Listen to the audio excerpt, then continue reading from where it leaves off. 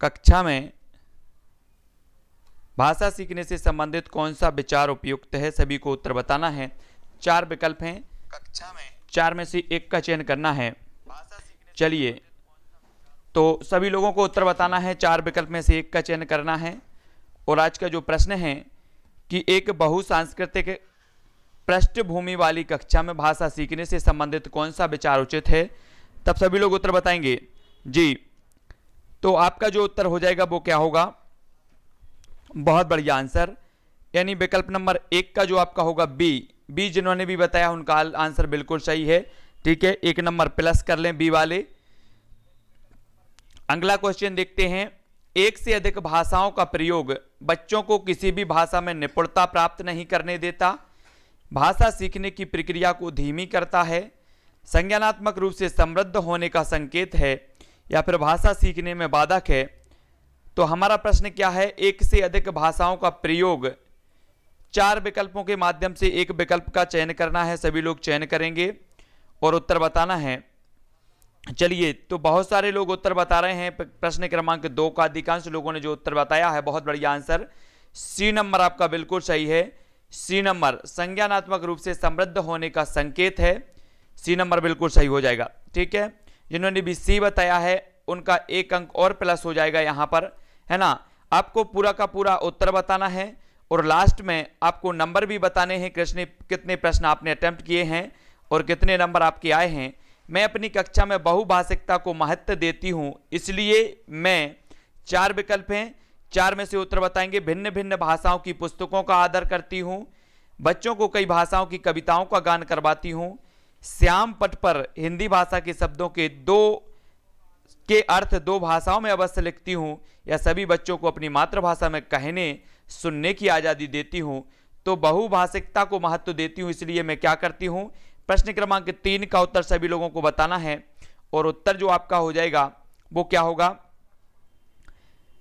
मैं अपनी कक्षा में बहुभाषिकता को महत्व देती हूँ, इसलिए मैं क्या होगा, बहुत बढ़िया, डी नंबर आपका बिल्कुल सही होगा। जिन्होंने भी डी उत्तर बताया है उनका राइट आंसर है डी नंबर वाले, बहुत बढ़िया, 1 प्लस कर लें अपना, है ना। प्रश्न क्रमांक 3 का उत्तर होगा डी।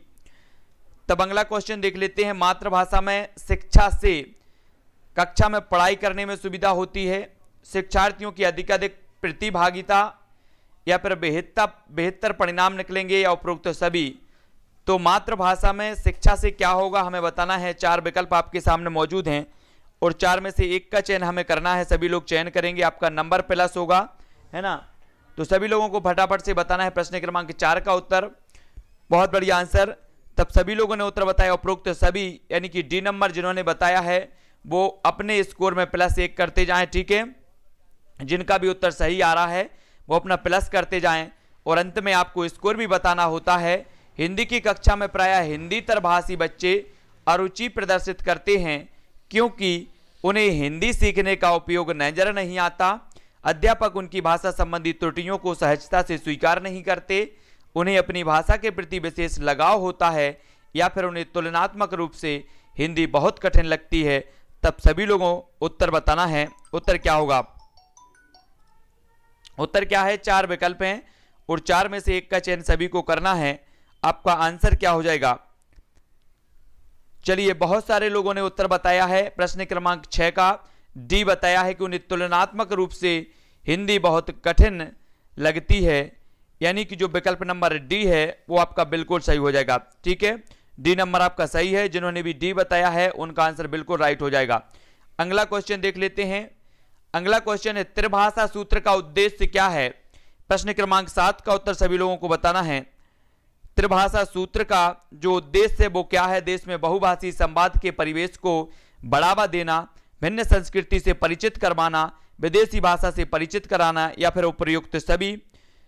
तब आपका जो उत्तर होगा वो क्या होगा। तो बहुत सारे लोग बता रहे हैं डी और कुछ लोग बता रहे हैं सी। तो आपका जो आंसर होगा दोस्तों वो होगा डी, यानी कि उपरोक्त सभी बिल्कुल सही होगा। जिन्होंने भी डी बताया है वो अपने नंबर में 1 अंक का इजाफा कर लें। अगला क्वेश्चन है, बहुभाषिक कक्षा में समस्या है तो क्या समस्या है। शिक्षक संबंधी, छात्र संबंधी, भाषा संबंधी या फिर उपर्युक्त सभी।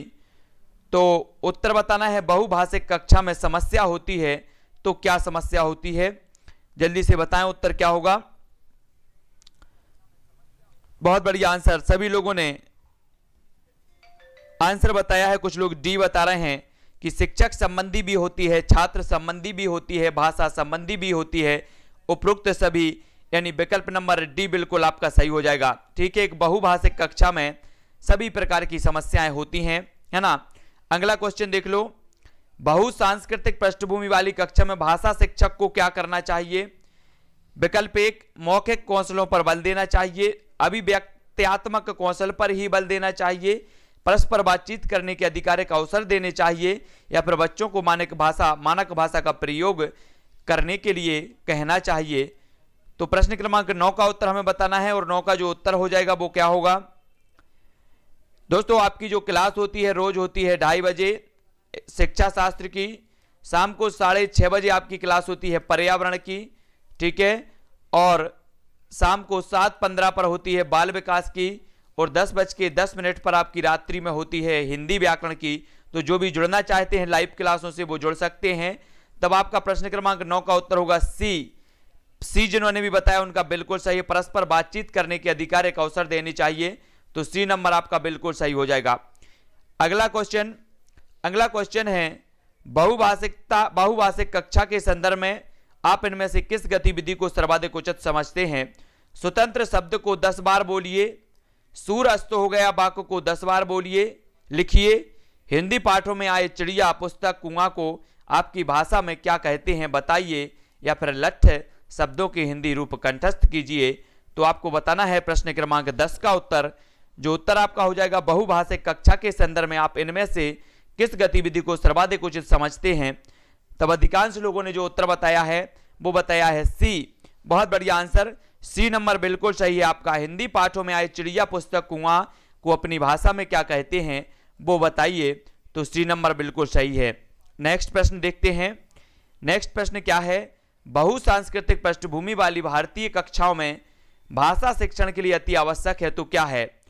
परस्पर बातचीत के लिए अनेक अवसर निर्माण करना, विद्यार्थियों को श्रवण व लेखन कौशलों के अधिकाधिक अवसर देना, विद्यार्थियों को भाषण व लेखन कौशलों के अधिकाधिक अवसर देना, या फिर लक्ष्य भाषा के विभिन्न भाषिक तत्वों का अधिकाधिक अभ्यास कराना। तो 10 का उत्तर बताना है, सभी लोग उत्तर बताएंगे। एक बहुसांस्कृतिक पृष्ठभूमि वाली भारतीय कक्षा है और इसमें भाषा शिक्षण के लिए अति आवश्यक है तो क्या आवश्यक है। तब अधिकांश लोग उत्तर बता रहे हैं, कुछ लोग सी बता रहे हैं और कुछ लोग बता रहे हैं ए। तब आपका जो आंसर हो जाएगा दोस्तों प्रश्न क्रमांक 10 का वो होगा ए, परस्पर बातचीत के अनेक अवसरों का निर्माण। ए नंबर जिन्होंने भी बताया है उनका आंसर बिल्कुल भी सही हो जाएगा। ठीक है, ए नंबर वाले अपने स्कोर में इजाफा कर लें, ए नंबर आपका सही है। ठीक है, बहुत बढ़िया। अगला क्वेश्चन देखो, भाषा के आधारभूत कौशल कौन से हैं। हमेशा अर्जित किए जाते हैं, सर्वथा पृथक हैं, अंतः संबंधित होते हैं, या फिर क्रमबद्ध रूप से चलते हैं। तो प्रश्न क्रमांक 11 का हमें उत्तर बताना है, भाषा के आधारभूत जो कौशल होते हैं वो कैसे होते हैं, अर्जित किए जाते हैं, सर्वथा पृथक हैं, या फिर अंतः संबंधित होते हैं। तब बिल्कुल सही आंसर आ रहा है सभी लोगों का, अधिकांश लोगों का तो आ ही रहा है। सी नंबर जिन्होंने भी बताया है बिल्कुल सही है, अंतः संबंधित होते हैं। अगला क्वेश्चन देख लो, स्वाभाविक अभिव्यक्ति, कल्पनाशीलता, कौशल और सोच को विकसित करना भाषा शिक्षण का एकमात्र उद्देश्य है, भाषा शिक्षण का उद्देश्य नहीं है, भाषा शिक्षण का एक महत्वपूर्ण उद्देश्य है, या फिर भाषा शिक्षण को किसी प्रकार की दिशा नहीं देता। तो प्रश्न क्रमांक जो हमारा 12 है, स्वाभाविक अभिव्यक्ति, कल्पनाशीलता, कौशल और सोच को विकसित करना, ये क्या है, किस प्रकार से हमें बताना है। 4 विकल्पों के माध्यम से आप ए बी सी डी आप लिखते जाएंगे। तब प्रश्न क्रमांक 12 का अधिकांश लोग जो उत्तर बता रहे हैं कि भाषा शिक्षण का एक महत्वपूर्ण उद्देश्य है, बहुत बढ़िया, सी नंबर आपका सही हो जाएगा। स्वाभाविक अभिव्यक्ति, कल्पनाशीलता, कौशल और सोच को विकसित करना भाषा शिक्षण का एक महत्वपूर्ण उद्देश्य है, यानी कि सी नंबर जिन्होंने भी बताया है बिल्कुल राइट आंसर बताया है। अगला क्वेश्चन, भाषा कौशलों के बारे में कौन सा कथन सही है। भाषा के कौशल केवल क्रमबद्ध रूप से ही सीखे जाते हैं। भाषा के कौशल परस्पर अंतः संबंधी हैं। भाषा के कौशलों में से केवल पढ़ना लिखना महत्वपूर्ण है, या फिर भाषा के कौशलों में से केवल सुनना बोलना ही महत्वपूर्ण है। तब अधिकांश लोग जो उत्तर बता रहे हैं वो क्या बता रहे हैं? भाषा कौशलों के बारे में कौन सा कथन सही है? तो इसका जो उत्तर हो जाएगा साथियों वो हो जाएगा बी नंबर। जिन्होंने भी बताया उनका आंसर राइट है। भाषा के कौशल परस्पर कैसे होते हैं? अंतः संबंधित होते हैं, यानी बी नंबर आपका बिल्कुल सही हो जाएगा। अगला क्वेश्चन, ग्राहात्मक कौशल में शामिल है तो क्या है? आपने पढ़े होंगे ग्राहात्मक कौशल, सुनना बोलना, बोलना लिखना, सुनना पढ़ना, या फिर पढ़ना लिखना। तो प्रश्न क्रमांक 14 का उत्तर हमें ए बी सी डी के माध्यम से बताना है। तो ग्राहात्मक जो कौशलों में शामिल है वो कौन से कौशल शामिल हैं? सभी को पता है कि एक बालक सबसे पहले सुनना सीखता है, फिर बोलना सीखता है ना, फिर पढ़ना और फिर लिखना सीखता है। तो ग्राहात्मक जो कौशल माने जाते हैं वो माने जाते हैं सुनना और पढ़ना। सुनना और पढ़ना ये ग्राहात्मक कौशल कहलाते हैं, यानी कि जो विकल्प नंबर सी है वो आपका सही हो जाएगा। सी नंबर सभी लोगों को याद रख लेना है, सी नंबर आपका सही होगा। ठीक है, हाँ, सुनना और पढ़ना ये ग्राहात्मक कौशल है, सी नंबर आपका बिल्कुल सही होगा। अगला क्वेश्चन देख लो, सुनना कौशल के बारे में कौन सा कथन उचित नहीं है? प्रश्न क्रमांक 15 का उत्तर हमें बताना है। सभी लोग वीडियो को लाइक जरूर कर देना।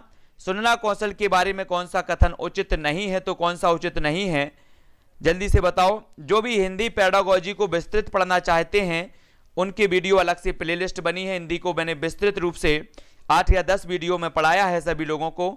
तो सुनना कौशल के बारे में कौन सा कथन उचित नहीं है? तब अधिकांश लोगों ने बिल्कुल सही बताया है कि सुनना कौशल सबसे कम महत्वपूर्ण है। ए नंबर जो है ये उचित विकल्प नहीं होगा, ये नंबर। बहुत बढ़िया। अगला क्वेश्चन देखो, निम्नलिखित में से कौन सा श्रवण कौशल शिक्षण का उद्देश्य है? श्रवण कौशल शिक्षण का उद्देश्य तो कौन सा है? श्रुत सामग्री के विषय के महत्वपूर्ण एवं मर्मस्पर्शी विचारों, भावों एवं तथ्यों का चयन करने की क्षमता प्रदान करना, विद्यार्थियों में ध्वनियों, शब्दों का शुद्ध उच्चारण तथा स्वर गति, लय और प्रवाह के साथ पढ़ने की योग्यता विकसित करना, या फिर छात्रों को साहित्यिक गतिविधियों में भाग लेने व सुनने के लिए प्रेरित करना, या उपरोक्त सभी। तब प्रश्न क्रमांक 16 का हमें बताना है कि कौन सा श्रवण कौशल शिक्षण का उद्देश्य है बताना है यहां पर। तो उत्तर क्या होगा इसका? कुछ लोग ए बता रहे हैं और कुछ लोग बता रहे हैं डी। तब आपका आंसर बिल्कुल सही होगा कौन सा? D number. डी नंबर बिल्कुल सही है। ये सारे के सारे जो विकल्प हैं वो श्रवण कौशल शिक्षण का उद्देश्य है। डी नंबर बिल्कुल सही हो जाएगा। अगला क्वेश्चन है, यदि छात्र की खालिस्तान इंद्रियों में दोष है तो वह ना भाषा सीख सकता है ना अपने मनोभावों को अभिव्यक्त कर सकता है। तो आपको बताना है कौन से कौशल में दोष है। यदि छात्र की खालिस्तान इंद्रियों में दोष है तो वह ना भाषा सीख सकता है और ना अपने मनोभावों को अभिव्यक्त कर सकता है। तब आपको बताना है पठन इंद्रियों में, श्रवण इंद्रियों में, दृश्य इंद्रियों में, या इनमें से कोई नहीं। तो 4 विकल्प हैं। प्रश्न क्रमांक 17 का उत्तर हमें बताना है। सभी लोग उत्तर बताएंगे। तब आपका जो आंसर हो जाएगा, अधिकांश लोगों ने उत्तर बताया है बी यानी कि श्रवण। तो श्रवण आपका बिल्कुल सही हो जाएगा। बी नंबर आपका बिल्कुल सही है। यदि छात्र में श्रवण कौशल, श्रवण इंद्रियों में दोष है तो ना वह भाषा सीख सकता है और ना अपने मनोभावों को अभिव्यक्त कर सकता है। तब अगला क्वेश्चन देखेंगे, श्रवण कौशल के शिक्षण के द्वारा निम्नलिखित में से किस उद्देश्य की पूर्ति की जा सकती है? छात्रों का मानसिक एवं बौद्धिक विकास करना, छात्रों में भाषा व साहित्य के प्रति रुचि पैदा करना, श्रुत सामग्री का सारांश ग्रहण करने की योग्यता विकसित करना, या उपरोक्त सभी। तो 4 विकल्पों में से एक उत्तर बताना है। श्रवण कौशल के शिक्षण के द्वारा निम्न में से किस उद्देश्य की पूर्ति की जा सकती है? तो किस उद्देश्य की पूर्ति की जा सकती है? 18 का उत्तर सभी लोग बताएंगे। तब अधिकांश लोगों ने बताया है उत्तर उपरोक्त सभी। तो बहुत बढ़िया, बिल्कुल राइट आंसर है डी नंबर। जिन्होंने भी बताया है वो अपने स्कोर में इजाफा करेंगे। ठीक है, बहुत बढ़िया। आपको लास्ट में बताना है कि आपने कितने प्रश्न अटेम्प्ट किए हैं और कितने नंबर आपके आए हैं। और ये टेस्ट अपना रोज चलता है 2:30 बजे से। निम्न में से कौन सी शिक्षण विधि श्रवण कौशल के शिक्षण में सर्वाधिक उपयोगी है? तो प्रश्न क्रमांक 19 का बताना है प्रश्नोत्तर, शास्त्र वाचन, भाषण या फिर ये सभी। तब हमें बताना है कौन सी शिक्षण विधि है जो श्रवण कौशल के शिक्षण में सर्वाधिक उपयोगी है। तो आपका 4 विकल्पों के माध्यम से बताना है। और जो भी साथी अभी तक टेलीग्राम ग्रुप से नहीं जुड़े हैं वो टेलीग्राम ग्रुप से जुड़ जाएं। लगभग 3000 लोग टेलीग्राम ग्रुप से जुड़े हैं और वो उनको पीडीएफ और व्यवस्थित वीडियो मिलते हैं और वो अपनी तैयारी कर रहे हैं। कौन सी शिक्षण विधि श्रवण कौशल के शिक्षण में सर्वाधिक उपयोगी है? तब आपका बिल्कुल डी नंबर सही होगा। प्रश्नोत्तर भी है, शास्त्र भी है, भाषण भी है, तो डी नंबर बिल्कुल सही है। अगला क्वेश्चन देखो, परस्पर बातचीत मुख्यतः सुनने और बोलने के कौशलों के विकास में सहायक है, पढ़ने लिखने में सहायक है, समय की बर्बादी है या फिर अनुशासनहीनता को उत्पन्न करती है? तो परस्पर जो बातचीत है वो क्या करती है? 20 का उत्तर बताना है। 4 विकल्पों में से एक का चयन करना है सभी लोगों को और एक का चयन करके आपको बताना है कि परस्पर जो बातचीत है मुख्यतः है ए यानी कि सुनने और बोलने के कौशलों के विकास में सहायक है। ए नंबर आपका बिल्कुल आंसर सही होगा। अगला क्वेश्चन देखो, मौखिक अभिव्यक्ति में निम्नलिखित में से कौन सी विशेषता होनी चाहिए? स्वाभाविकता, स्पष्टता, बोधगम्यता या फिर ए सभी। 21 का आंसर बताना है और हमें बताना है कि मौखिक अभिव्यक्ति में कौन सी विशेषता होनी चाहिए। तब 4 विकल्प में से एक का चयन सभी लोग करेंगे। उत्तर क्या होगा? 21 का उत्तर, और 21 का आपका आंसर होगा डी, यानी कि स्वाभाविकता भी होनी चाहिए, स्पष्टता भी होनी चाहिए और बोधगम्यता भी होनी चाहिए। तो डी नंबर वाले बिल्कुल सही हैं। अगला क्वेश्चन देख लो, निम्नलिखित में से कौन सा मौखिक अभिव्यक्ति का महत्व नहीं है? रोजमर्रा के कार्यकलापों में मौखिक भाषा प्रयुक्त होती है या फिर आपको बताना है भाषा की शिक्षा मौखिक भाषा से प्रारंभ होती है, मौखिक भाषा के द्वारा नई नई जानकारियां मिलती हैं भले ही वह विचारों के आदान प्रदान में सहायक नहीं हो, या फिर अशिक्षित व्यक्ति बोलचाल के द्वारा ही ज्ञान अर्जित करता है। तो 4 में से एक का चयन अच्छे से आपको प्रश्न को पढ़ना है, विकल्पों को पढ़ना है। कौन सा मौखिक अभिव्यक्ति का महत्व तो नहीं है बताना है। तो नहीं है तो कौन सा नहीं है? सभी लोग उत्तर बताएंगे कौन सा नहीं है। तब जो आपका आंसर हो जाएगा वो होगा सी यानी कि मौखिक भाषा के द्वारा नई नई जानकारियां मिलती हैं भले ही वह विचारों के आदान प्रदान में सहायक नहीं हो। तो सी नंबर आपका बिल्कुल सही होगा। सी नंबर जिन्होंने भी बताया है उनका राइट आंसर होगा सी। ठीक है, 1 नंबर का इजाफा कर लें अपने स्कोर में सी वाले। अगला क्वेश्चन है, बोलना कौशल में सर्वाधिक महत्वपूर्ण है तो क्या है? बोलने की तेज गति, शुद्ध उच्चारण, समझकर बोलना या आंखों देखा वर्णन करना। तो 23 का आंसर सभी लोग बताएंगे। क्या हो जाएगा आपका आंसर? 4 विकल्पों में से एक चयन सभी को करना है और एक जो आपका उत्तर होगा 4 में से एक ही आपका उत्तर होगा। और अधिकांश लोग बिल्कुल सही आंसर बता रहे हैं। क्या बता रहे हैं? कि जो बोलना कौशल में सर्वाधिक महत्वपूर्ण है वो है समझकर बोलना। समझकर बोलना यानी कि सी नंबर आपका सही होगा। ठीक है, सी नंबर आपका सही है। यहां पर हम पठन नहीं कर रहे। पठन कौशल में अगर बात होती तो अपन उच्चारण, शुद्ध उच्चारण की बात होगी, और जब हम बोलने की बात हो रहे हैं तो समझकर बोलना यानी विकल्प नंबर जो सी है वो आपका बिल्कुल राइट आंसर होगा। और सी में टिक किया है जिन्होंने, वो अपना प्रश्न इतने ही सरल आते हैं लेकिन कुछ प्रश्न हैं जो आप गलत कर देते हैं। तब अगला प्रश्न देखो, प्रश्न क्रमांक 24 है अपना, मौखिक अभिव्यक्ति में निम्नलिखित में से कौन सी विशेषता नहीं होनी चाहिए?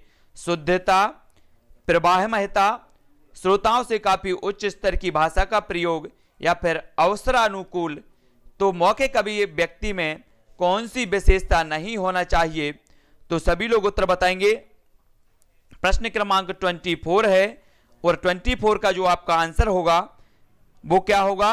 A B C D इस प्रकार से सभी लोग लिखेंगे और वीडियो को लाइक सभी लोगों को करना है। कुछ लोग वीडियो को लाइक नहीं कर पाते, क्यों नहीं कर पाते? 24 का उत्तर आपका होगा सी, यानी कि श्रोताओं से काफी उच्च स्तर की भाषा का प्रयोग, यानी सी नंबर आपका सही होगा। ठीक है, सी नंबर बिल्कुल भी राइट है। जिन्होंने भी सी बताया है उनका आंसर बिल्कुल सही है। तब अगला क्वेश्चन देख लेते हैं, बच्चों की पठन कुशलता का विकास करने में सर्वाधिक महत्वपूर्ण क्या है? भाषिक संरचनाओं का अभ्यास, अर्थ की अपेक्षा उच्चारणगत शुद्धता का विशेष ध्यान देना, या फिर विभिन्न संदर्भों से जुड़ी सामग्री या पाठ्य पुस्तक में दिए गए अभ्यास।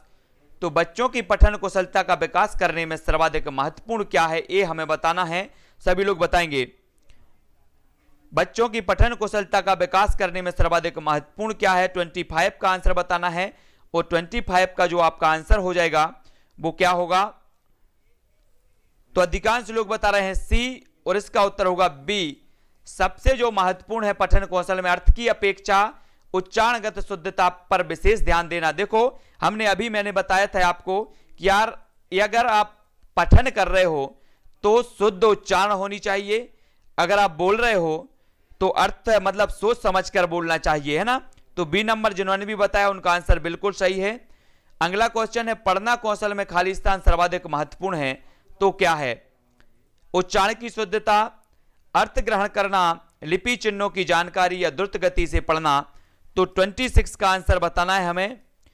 तब आपका आंसर क्या होगा? पढ़ना कौशल में खाली स्थान सर्वाधिक महत्वपूर्ण है तो क्या महत्वपूर्ण है? 26 का सभी लोग बताएंगे, और सभी लोगों ने जो आंसर बताया है 26 का वो बिल्कुल राइट बताया है, बी, अर्थ ग्रहण करना, यानी बी नंबर आपका सही हो जाएगा। ठीक है, बी नंबर आपका सही है। सर्वाधिक महत्वपूर्ण माना जाता है अर्थ ग्रहण करना। ठीक है, उच्चारण की शुद्धता तो आपकी होनी चाहिए, अर्थ ग्रहण करना भी सबसे महत्वपूर्ण है, तो बी नंबर आपका सही होगा 26 का। ठीक है, जिन्होंने भी बी बताया है वो अपना इजाफा करें 1 नंबर का। अगला क्वेश्चन देखो, पाठ्य वस्तु का भावपूर्ण पठन है तो कौन सा है? पाठ्य वस्तु का भावपूर्ण पठन पठन की पहली और अनिवार्य शर्त है, अर्थ को समझने में मदद करता है, या केवल कविताओं पर ही लागू होता है, या पठन का एकमात्र आदर्श रूप है। 27 का हमें उत्तर बताना है। सभी लोग उत्तर बताएंगे, सभी लोगों को उत्तर बताना है। पाठ्य वस्तु का भावपूर्ण पठन कौन सा है? तो 4 विकल्पों में से एक का चयन करना है। तब अधिकांश लोग जो उत्तर बता रहे हैं, क्या बता रहे हैं? देखते हैं इसका उत्तर। उत्तर होगा बी, यानी को अर्थ को समझने में मदद करता है, और बी नंबर जिन्होंने भी बताया है उनका आंसर बिल्कुल सही है, और वो अपना प्लस जो है 1 नंबर कर लें अपने स्कोर में, है ना। क्वेश्चन बिल्कुल सरल आते हैं हिंदी पेडागोजी के, सिर्फ थोड़ा सा कंफ्यूजन होता है जब हम प्रश्न को अच्छे से पढ़ते नहीं हैं। एक गलती तो यही होती है कि पूछा क्या गया है, नहीं पूछा गया है, या फिर है पूछा गया है। एक गलती तो सबसे पहले यही होती है सबसे। तो हमें अच्छे से प्रश्न को सबसे पहले पढ़ना है, और पढ़ने की कुशलता का विकास करने के लिए जरूरी है कि बच्चों को शब्दार्थ जानने के लिए बाध्य किया जाए, बच्चों को विविध प्रकार की विषय सामग्री उपलब्ध कराई जाए, बच्चों को द्रुत गति से पढ़ने के लिए बाध्य किया जाए, या फिर बच्चों को बोल बोल कर पढ़ने के लिए निर्देश दिए जाएं। तो 4 विकल्पों में से एक उत्तर बताना है कि पढ़ने की कुशलता का विकास करने के लिए क्या जरूरी है। तो आंसर क्या होगा? सभी लोग अच्छे से आंसर देंगे, सोच समझ के आंसर देना है ताकि गलत ना हो। और यही आदत जो है, जब आप सोच समझकर उत्तर देते हैं और यही आदत आपकी विकसित होती है, तब आप पेपर करने जब जाते हो तब भी आपकी यही आदत होती है जो आपको फायदा दिलाने वाली होती है।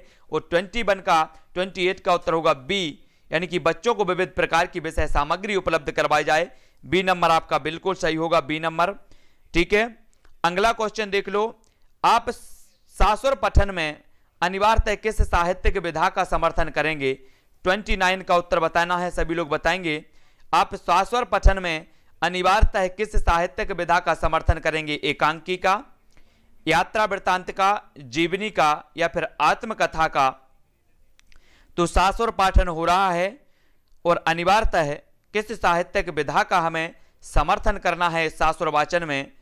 तो उत्तर क्या होगा? तब अधिकांश लोग, कुछ लोग ए बता रहे हैं और कुछ लोग बी बता रहे हैं, और आपका जो आंसर हो जाएगा वो होगा ए मतलब एकांकी। एकांकी जिन्होंने भी बताया है उनका आंसर बिल्कुल सही है। आप शाश्वत पठन में अनिवार्यतः किस साहित्यिक विधा का समर्थन करेंगे? तो एकांकी का करेंगे, यानी विकल्प नंबर जो ए है वो बिल्कुल राइट आंसर है। ठीक है, मौन पठन में मुख्यतः है शब्द भंडार विकसित किया जाता है, मन ही मन बुदबुदाते हुए पढ़ा जाता है, गहन अर्थ को आत्मसात करने का प्रयास किया जाता है, या फिर तेज गति से पाठ को पढ़ा जाता है। तो प्रश्न क्रमांक 30 का उत्तर हमें बताना है कि मौन पठन में मुख्यतः कैसे पढ़ा जाता है, सभी लोगों को बताना है। और आपका जो आंसर हो जाएगा प्रश्न क्रमांक 30 का, बहुत बढ़िया आंसर, सी नंबर जिन्होंने भी उत्तर बताया है वो बिल्कुल सही है। जब हम मौन पाठन करते हैं तो गहन अर्थ को आत्मसात करने का प्रयास करते हैं, यानी सी नंबर जिन्होंने भी बताया उनका आंसर बिल्कुल सही है। अगला क्वेश्चन देख लेंगे, एकांकी पढ़ने का सबसे अच्छा तरीका है क्या है? 31 का उत्तर हमें बताना है। अभी हमने पढ़ा था कि शाश्वत वाचन के लिए हम जो सही मानेंगे वो एकांकी विधा को मानेंगे। तब हमें बताना है कि एकांकी पढ़ने का सबसे अच्छा तरीका क्या है। बच्चों से अलग अलग पात्रों के संवाद पढ़वाए जाएं और फिर एकांकी का मंचन हो। एकांकी को बच्चे घर से पढ़कर आएं और कक्षा में शिक्षक सवाल पूछें, शिक्षक स्वयं पढ़ते हुए सवाल पूछते जाएं, या फिर शिक्षक स्वयं पढ़ें और बच्चे सुनें। तो 4 विकल्प में से 31 का उत्तर हमें बताना है। तब आपका जो उत्तर होगा क्या होगा? बच्चों से अलग अलग पात्रों के संवाद पढ़वाए जाएं और फिर एकांकी का मंचन हो। तो एकांकी पढ़ने का सबसे अच्छा तरीका ए नंबर आपका सही हो जाएगा, जो अधिकांश लोगों ने बिल्कुल सही बताया है। अगला क्वेश्चन देख लेते हैं, पढ़ना कौशल में सबसे ज्यादा महत्वपूर्ण क्या है? शब्दों एवं वाक्यों को शुद्ध रूप से उच्चरित करना, केवल अक्षर पहचानना, तेज गति से पढ़ना, या संदर्भानुसार अर्थ ग्रहण करना। तो 32 का उत्तर सभी लोग बताएंगे, उत्तर क्या होगा? तो पढ़ना कौशल में सबसे ज्यादा जो महत्वपूर्ण होता है, सबसे ज्यादा महत्वपूर्ण की अगर बात करते हैं तो सबसे ज्यादा जो महत्वपूर्ण होता है वो होता है संदर्भानुसार अर्थ ग्रहण करना, है ना। यहां पर आपको क्वेश्चन को समझना है। क्वेश्चन का कई बार पूछा जाता है महत्वपूर्ण है, कई बार पूछ लिया जाता है सबसे ज्यादा महत्वपूर्ण कौन सा है। वैसे बहुत सारे ऐसे बिंदु होते हैं जो महत्वपूर्ण होते हैं, लेकिन जब आपका जोर दिया जाता है कि जो तो सबसे ज्यादा महत्वपूर्ण है, तब आपको थोड़ा सा समझना है। और डी नंबर आपका सही हो जाएगा, संदर्भानुसार अर्थ ग्रहण करना, यानी विकल्प नंबर जो डी है ये सबसे ज्यादा महत्वपूर्ण होगा। ठीक है, शब्दों एवं वाक्यों का शुद्ध उच्चारण ये सब कम होगा, लेकिन सबसे ज्यादा संदर्भानुसार अर्थ ग्रहण करना, यानी डी आपका सही होगा। अगला क्वेश्चन देखें, एकांकी पाठ मुख्यतः किसमें सहायता करते हैं? 33 का उत्तर सभी लोग बताएंगे, सभी को बताना है। एकांकी पाठ मुख्यतः किसमें सहायता करते हैं? वाक्य संरचना की जानकारी, अभिनय की कुशलता, लेखन कौशल का विकास, या फिर संदर्भ के अनुसार उचित उतार चढ़ाव के साथ बोलना। तो एकांकी पाठ मुख्यतः किसमें सहायता करते हैं? तब 4 विकल्प बताना है, 33 का आंसर बताना है। और आपका जो उत्तर अधिकांश लोग बता रहे हैं कि एकांकी पाठ मुख्यतः किसमें सहायता करते हैं, तो आपका जो उत्तर होगा वो होगा डी, यानी कि संदर्भ के अनुसार उचित उतार चढ़ाव के साथ बोलना। बिल्कुल सही है, डी नंबर जिन्होंने भी बताया उनका आंसर बिल्कुल सही है, और 1 नंबर उनका प्लस हो जाएगा। तब अगला क्वेश्चन देखो, निम्न में से कौन सा पठन कौशल का उद्देश्य है? तो कौन सा है? बालकों के स्वर में आरोह अवरोह का ऐसा अभ्यास करा दिया जाए कि वे यथावसर भावों के अनुकूल स्वर में लोच देकर पढ़ें। बालकों को वाचन के माध्यम से शब्द ध्वनियों का पूर्ण ज्ञान कराया जाता है। वाचन की इस कला से छात्र मोह व जिह्वा के उचित स्थान से ध्वनि उच्चरित करते रहेंगे। वाचन से अक्षर उच्चरित, ध्वनि बल, निर्गम, सास्वरता आदि को सम्यक संस्कार प्राप्त होता है, या उपरोक्त सभी।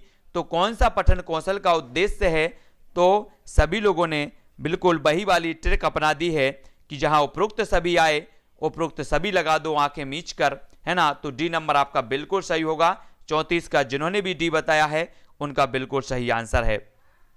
ठीक है, तब अगला क्वेश्चन अपन देख लेंगे। अगला क्वेश्चन क्या है साथियों? अगला क्वेश्चन है कि निम्नलिखित में से कौन सी पठन सामग्री त्रुटि नहीं है? तो कौन सी पठन संबंधी त्रुटि नहीं है? पठन संबंधी त्रुटि हमें बताना है कौन सी नहीं है। अशुद्ध उच्चारण, वाचन में सम्यक गति, अटक अटक कर पढ़ना, भावानुकूल आरोह अवरोह का अभाव। तो हमें प्रश्न को पढ़ना है, यहीं से गलती होती है। हम पढ़ लेते हैं डायरेक्ट, नहीं को भूल जाते हैं। तो पठन संबंधी त्रुटि नहीं है तो कौन सी नहीं है? नहीं है बताना है हमें, थोड़ा सा अच्छे से पढ़ लो।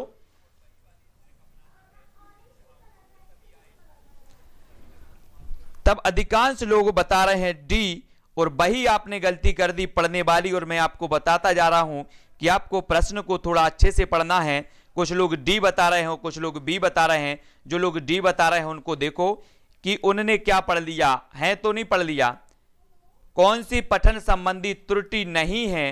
देखो, अशुद्ध उच्चारण त्रुटि है, अटक अटक कर पढ़ना त्रुटि है, भावानुकूल आरोह अवरोह का भाव त्रुटि है, लेकिन वाचन में सम्यक गति ये त्रुटि नहीं है। तो बी नंबर आपका सही होगा, जिन्होंने भी बताया है। अगला क्वेश्चन देख लो। अगला क्वेश्चन है, शाश्वर वाचन में निम्नलिखित में से किस पर सबसे कम ध्यान दिया जाना चाहिए?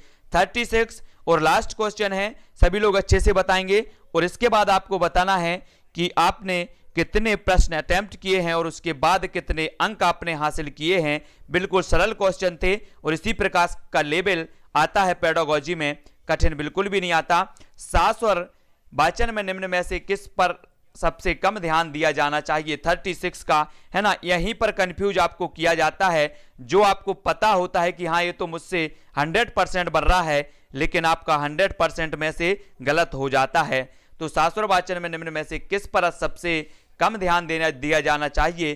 तो अधिकांश लोगों ने बिल्कुल आंसर सही बताया है सी, यानी स्थानीय बोलियों का प्रभाव। तो सी नंबर जिन्होंने भी बताया है बिल्कुल आपका बिल्कुल सही है। ठीक है, सभी के आंसर सी नंबर आए हैं। सी नंबर जिन्होंने भी बताया उनका प्लस होता हुआ स्कोर है ना। और सभी लोग फटाफट से अब अपने अपने नंबर बता दें कि प्रश्न क्रमांक 36 तक हमने पूरे अटेम्प्ट किए हैं 36, और 36 में से आपको जो नंबर मिले हैं वो कितने नंबर मिले हैं, सभी लोग ईमानदारी से बताएंगे। अपना आकलन किस किसने किया है सभी को बताना है। 36 में से 30 मिले हैं अंजना मिश्रा जी को, है ना। अमृतलाल जी को 36 में से 30 मिले हैं, है ना। और 36 में से 33 मधुराज जी को, और 33 में से 36 मधुराज, डबल कमेंट कोई नहीं करेगा। भव्या जी को 23 मिले 26 से, 36 से 36 मिले हैं पुष्पेंद्र झा, बहुत बढ़िया आंसर। 34 से 33, 36 में से 34, 30 मार्क्स, है ना। और 36 में 32, 35 से 28, 36 से 33, 32, 30, 31, 36 से 34 अनुज जी, बहुत बढ़िया। अंजना जी और स्मृता जी 36 से 27, हंसराज सैनी के 33, अरविंद धाकड़ जी के 36 से 31, अरविंद जी बहुत बढ़िया, है ना। ब्रजभूषण जी 36 से 28 हैं, सतीश जी, शैलेंद्र जी, पुष्पेंद्र जी के बहुत बढ़िया, धन्यवाद। पुष्पेंद्र जी के 36 में से 36 हैं, और मानव जी के 36 में से 32, 15 में से 13 विनोद जी के, हंसराज जी के 33, अनिल जी केवट 36 से 28, शिवम जी 36 से 29, रोहित जी 31 से 26, प्रीति जी डी, है ना। शहीद जी, शाहिद जी बहुत बढ़िया 26 से 20, और मोहम्मद जी 36 से 25 हैं, निर्भय जी 36 में से 32 हैं, 36 में से 30 अभिलाषा, सतीश जी, है ना। प्रीति जी 36 से 30 हैं, कैलाश जी, मनोज जी बहुत बढ़िया, पुष्पेंद्र जी, बीनेश जी, पूजा जी, पुष्पेंद्र जी, नीरज जी, नीलू जी, शैलेंद्र जी, हंसराज, मधुराज जी, अमृतलाल जी बहुत बढ़िया। अधिकांश लोगों के जो नंबर आए हैं बिल्कुल सही आए हैं। किसी के 4 गलत हुए हैं, किसी के 3 गलत हुए हैं, किसी के 5 गलत हुए हैं, है ना। ठीक है, बहुत बढ़िया आंसर आप लोगों ने बताया है। और इसी तरह से अभ्यास करते रहो, तब आपको वो हैबिट हो जाएगी। ये गलतियां भी कैसे हुई हैं मुझे पता है, प्रश्न में या तो कंफ्यूजन या फिर प्रश्न को अच्छे से नहीं पढ़ा। ये 2 3 4 जो गलतियां सभी की हुई हैं वो इसी प्रकार से हुई हैं, लेकिन बन तो सभी से रहा है। मैं सारे के सारे कमेंट देखता हूं सभी के, कौन गलत बता रहा है, कौन सही बता रहा है। सुरेंद्र अहिरवाल, कैलाश साहू जी, पूजा जी, मधुराज जी, भव्या जी बहुत बढ़िया, सभी को धन्यवाद। वीडियो को सभी लोग लाइक करेंगे। शाम को 6:30 बजे फिर से अपना जो है पर्यावरण से संबंधित टेस्ट होगा, पर्यावरण को हम पढ़ेंगे। तो शाम को 6:30 बजे जितने भी लोग पर्यावरण को पढ़ना चाहते हैं वो 6:30 बजे आएंगे। 7:15 पर अपने रोज होता है बाल विकास, तो वो पढ़ेंगे। और रात में 10:10 पर आपकी होती है हिंदी, तो हिंदी भी पढ़ लेंगे। ठीक है, विनीश जी, नीरज जी, सुरेंद्र जी, नीरज जी, सभी को धन्यवाद। वीडियो को सभी लोग लाइक करेंगे। और ठीक है, बहुत बढ़िया। कीर्ति तिवारी जी, मानव कुमार जी, सभी को धन्यवाद। और वीडियो को सभी लोगों को शेयर भी करना है। स्मृता जी, मैथ की पेडागोजी जो है अधिकांश मैंने सिलेबस के आधार पर बहुत सारे टेस्ट करवा दिए, उसकी प्लेलिस्ट देखो। और भी इसकी अपन चालू करेंगे मैथ की, अभी थोड़ा सा कंप्लीट हो जाने दो, थोड़ा थोड़ा जो सभी सब्जेक्ट हैं, है ना, जहां तक आपका जो है कॉन्फिडेंस आ जाए आप लोगों के अंदर, फिर थोड़ा थोड़ा सा और अपन इसमें बढ़ाएंगे, है ना। चाहे वो हिंदी पेडागोजी हो, गणित पेडागोजी, इस प्रकार से सभी सब्जेक्ट हो जाएं। उसके बाद जो है अपन और आगे बढ़ने का प्रयास करेंगे। प्रीति, जितेंद्र, है ना, ब्रजभूषण जी, हंसराज जी, सभी को जय हिंद। सभी लोग वीडियो को लाइक करके शेयर अवश्य करना है। ठीक है, जय हिंद।